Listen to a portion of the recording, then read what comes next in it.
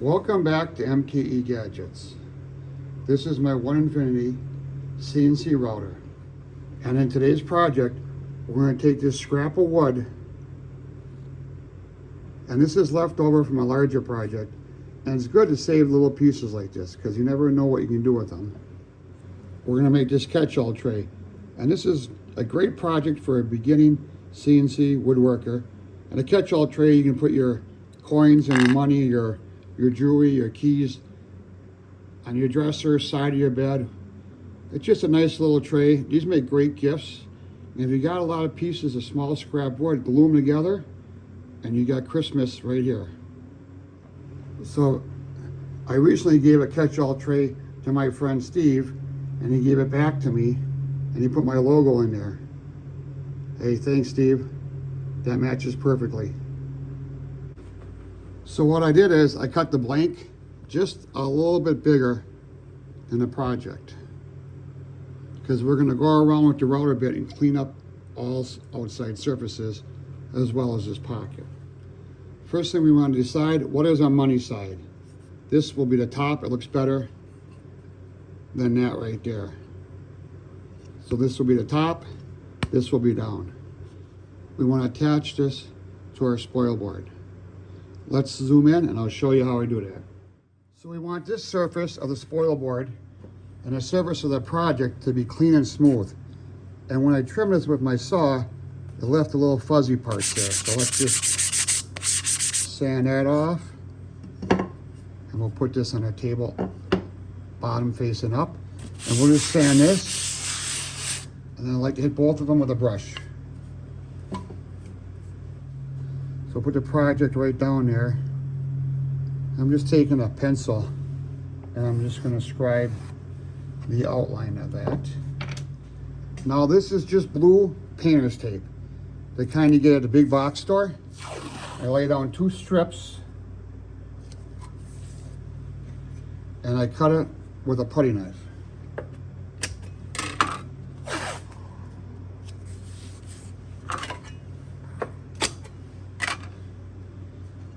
Same thing on the bottom of the project, 2 strips,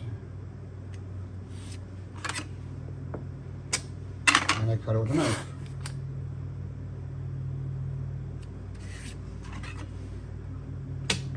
Now I want to make sure that this is tight and smooth down to both surfaces. So I take a hockey puck and I smooth that down. Now if there's a piece of wood chipped there, you will see it, it'll pop up. And you can dig it out or start over. But I want good adhesion. Same thing with our project. Just kind of smooth that down. And you may wonder why a hockey puck. Well, I use these for various projects around the shop. And all my tables have these for feet. It's anti-vibration. Next is I'm gonna put some dabs of CA glue on there. And this is what I use. # not sponsored.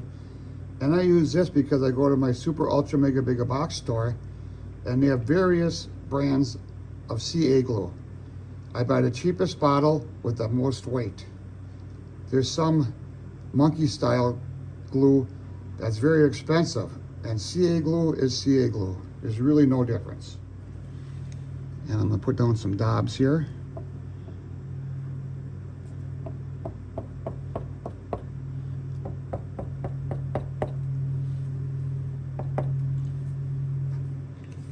Make sure you put your cap on tight so it don't dry out. On the bottom of the project, I use this accelerator. I got it online at the big retailer.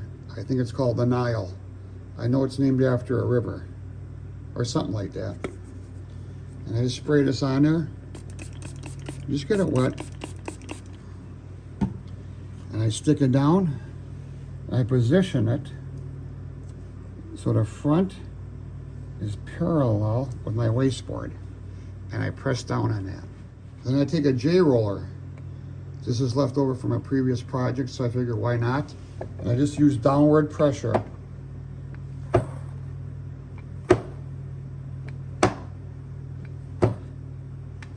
to get those two activate and glue that down tight. All right, we have our material That's going to be our tray attached to our wasteboard. But the router bit here, which is a 1/4 inch 2-flute solid carbide down cut bit, doesn't know where this is. So this is what you call setting the origin, or touching off, or zeroing out.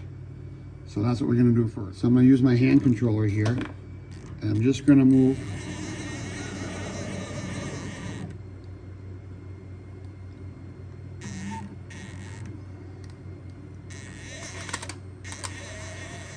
so I can see what I'm doing. I'm going to remove the front of my boot off the router. When I did the CAD work, I picked this corner here as my origin. So I'm going to come over.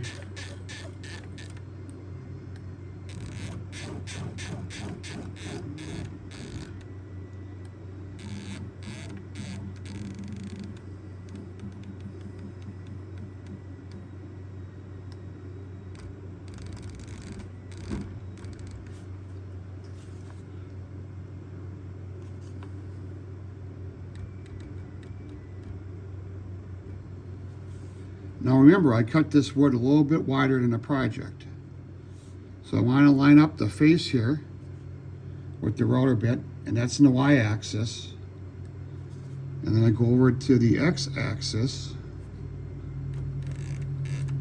and I'm doing the same thing there. On the controller, I zero out y and x, and x, and x. So now the controller knows right where this corner is here, but it doesn't know the Z height.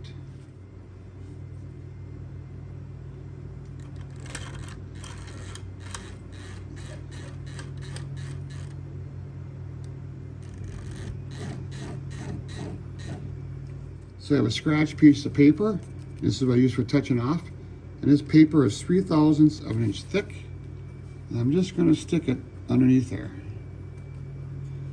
Now with my pulse generator, or some people call it a pennant, I'm just going to go down in increments until the paper just drags.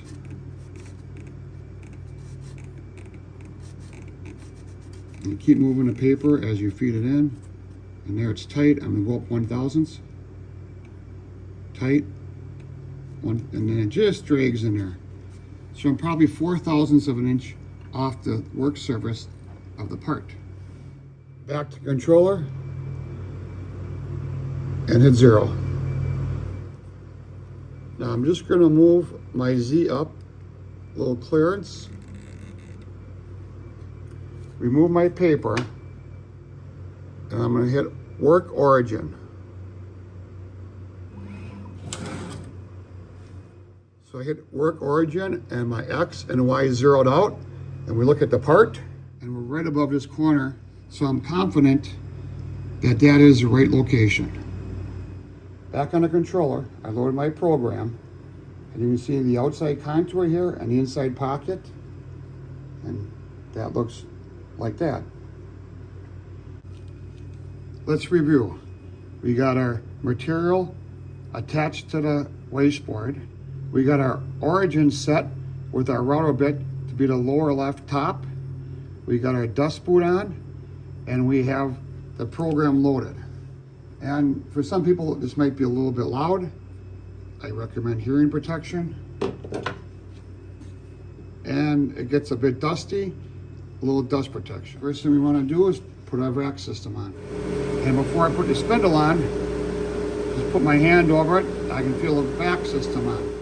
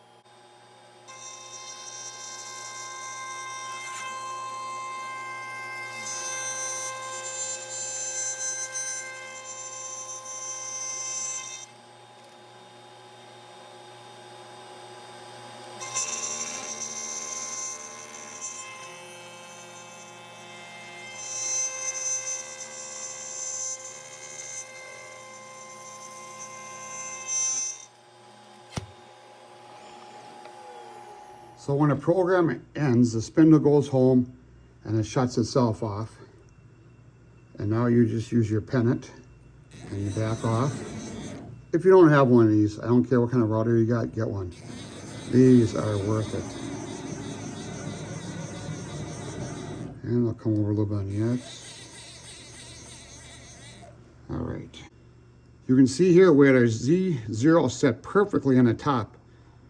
And we didn't cut into the tape, so we didn't cut into our wasteboard, which is a good thing. And you just peel this up, and then you peel off your tape.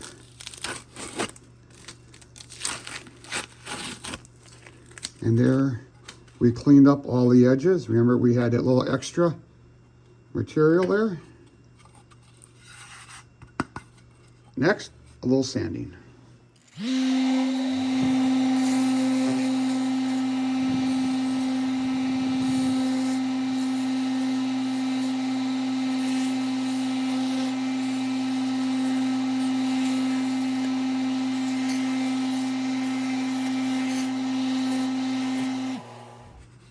So with the sanding done, and you can sand as much as you want, you can radius the outside edges.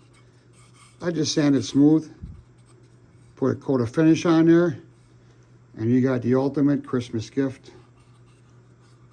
It takes about 15 minutes to make one of these.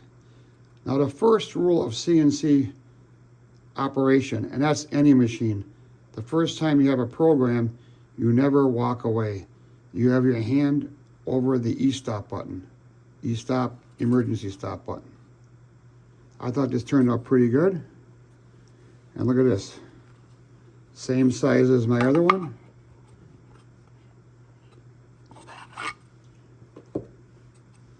So once you got your first one run and you're confident, you can lock and load and probably do maybe 4 of these an hour. The nice thing about CNC, you can do something else in your shop while these are running. Thanks for following today and my first of many OneInfiniti CNC router videos. So this is a great first project if you're new to CNC router world. It doesn't cost a lot of material, and a lot of times you have the scrap laying around, and it makes a very nice gift. So this is MKE Gadget. Thanks for viewing my video today. Please support my channel by subscribing. I'm trying to get to 1 million subscribers by the end of the year. Thanks, we'll see you tomorrow.